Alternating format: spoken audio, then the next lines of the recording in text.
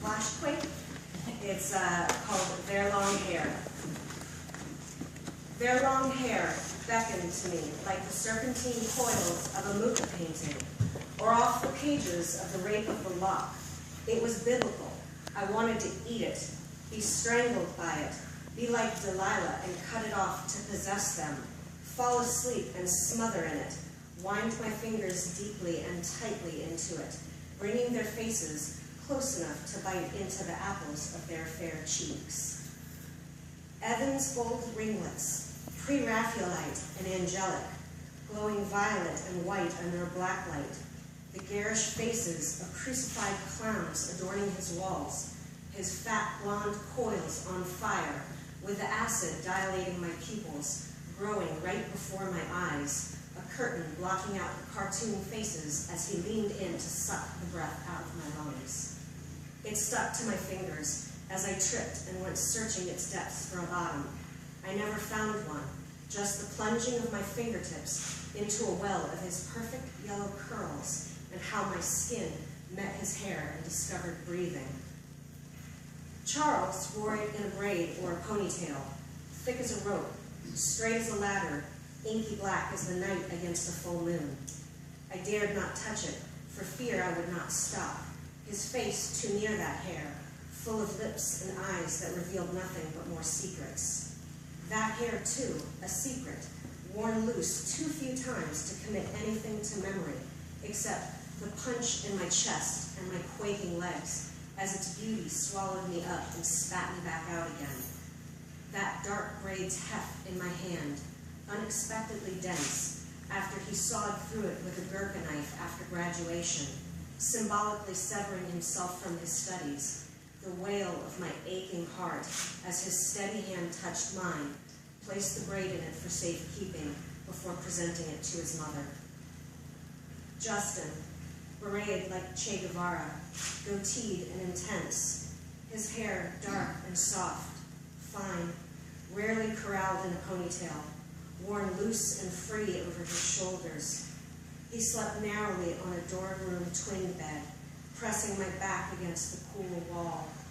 His hair sucked up into my nose and mouth as I breathed, gagging on it, unable to keep away from it, pulling it to yank him in to kiss me, sucking wisps of it for serenity while he slept and I couldn't. I left him. He cut his hair. How it changed his face, the new shortness. I could stand next to a man whose heart I had broken by leaving, never recognizing him without his hair. My traitorous heart, my fickle eyes.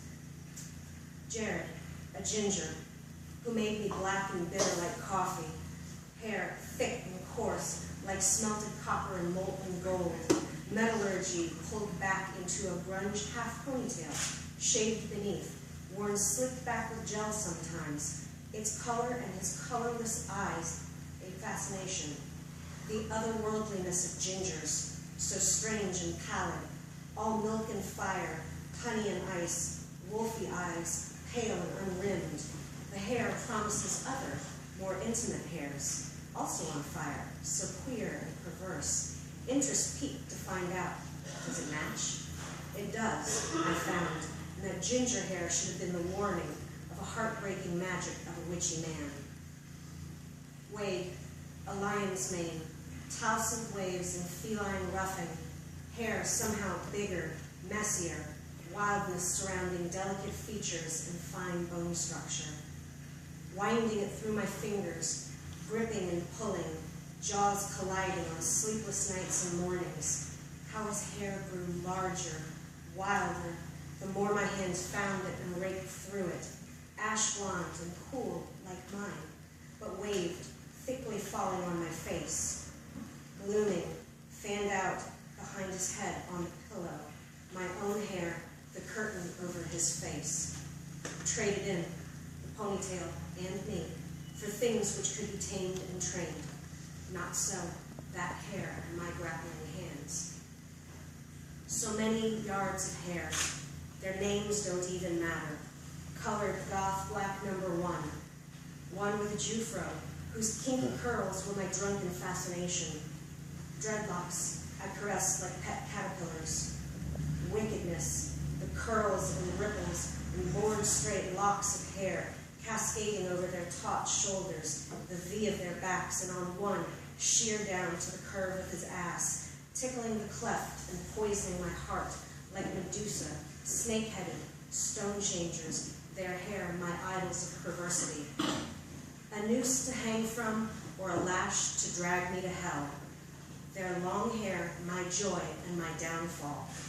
Soft arrows, their bolts and braids and ponytails that bend filigreed spikes into my flesh.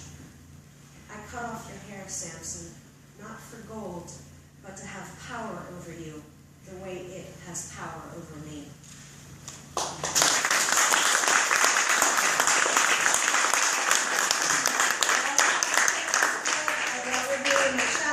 You might curse before you bless. I've got about 5 of them.